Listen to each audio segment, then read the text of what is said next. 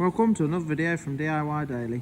Just got a short video today on this 2012 Volkswagen Polo, just showing you quite a common issue where the boot doesn't catch, not lock into, and the fix for the fault is to replace the boot catch. I'll just run you through everything a step at a time.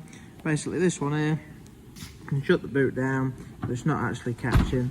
And the reason that the fault was first picked up is the interior light wasn't going off and the little boot open symbol was staying on, so that's how it first got picked up.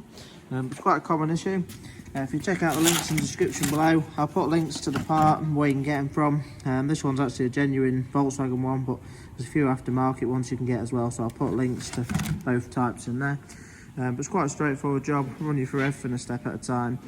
Just before we get into the video, if you haven't already subscribed to the channel, just click on the red subscribe button below. Got quite a few other videos on the Polo, suspension arms on there, there's a timing belt for the 1.6 TDI, some brakes and a few others on there. But yeah, just check out you can click the link above, or check it out in the description below. But the first thing we're going to do is just lift the tailgate up, and we just need to get into this panel from the underneath. So I'll just run you through that step at a time. That's the very first thing we're going to need to do. Obviously getting this panel down here, if you just come up and round on the inside of it, you've just got some Torx screws, one on that side and another one on that side there. And to get them undone, you're going to want a Torx 25 socket or screwdriver. And you just whiz them out first.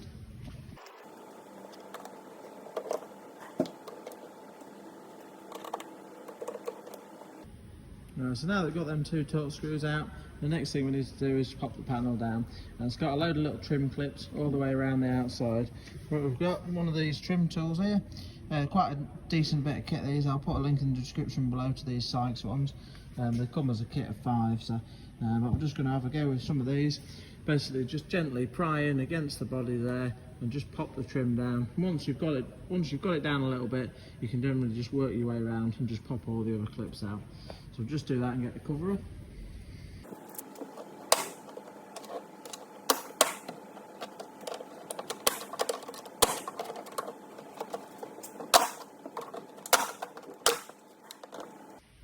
With the cover off there, I'll just show you the style of clip. Basically just these little metal ones, just pinch up and pop in there. So, but a couple of them have just stayed in the body there. And all you need to do is just pinch them together and you can just pull them through. There's one on that side, another one there as well. So I'll just pop them out and you simply just need to slide them in the groove there where they've come out of. So, but now that that's out of the way, you can see the actual lock itself here now. Just show you, I could have showed you this earlier on, but basically you just run a screwdriver through it, just acting the same as it would when it shuts. It basically just doesn't snap at all. You can clip it up, but just put any sort of force on it and it just pops straight back open. So and to get the lock off, it's held on with these Volkswagen style bolts. They're called like a tri-hex socket. So we've got a snap-on socket for it there. I'll put a link in the description below again to where you can get these from, but it's a size 8 there. So obviously we've got 2 of them on there, and then just coming around on the inside, you've got the connector there as well, and it's just a standard sort of Volkswagen style connector again. Just pop that down, might be a little bit tight, you can just work that off there. So it's a really common issue, this lock. I nearly knew it would be that before looking into it, but if you haven't got an issue with that, you can check the feeds. There is a small possibility you could have a damaged wire in this joint there, but really common issue to these locks. I just knew with this one, with it not holding, if you was getting an issue where it was not locking or not unlocking by the key or the door, then I'd have certainly looked a bit more into the wiring first. But with this one just simply not holding on the lock, I knew it was the lock that was at fault. So with the connector off now, what I'm going to do is just undo them 2 bolts and get the lock out.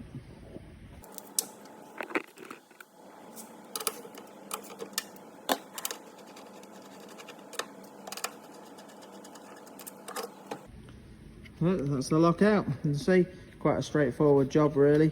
Obviously now what I'm going to do is just bolt the new one into place, nip it up, put the connector on and rebuild it all as we took it apart. The 2 bolts for it, when you're nipping them up, they don't want to be too tight, just a light nip really. But yeah, I thought I'd share that video with you all in case anyone's got the same fault and wants to know how to do this. So we'll just fly through the video, just putting it back together now. But I hope the video helped. If it did, thanks for watching, and don't forget to subscribe to the channel.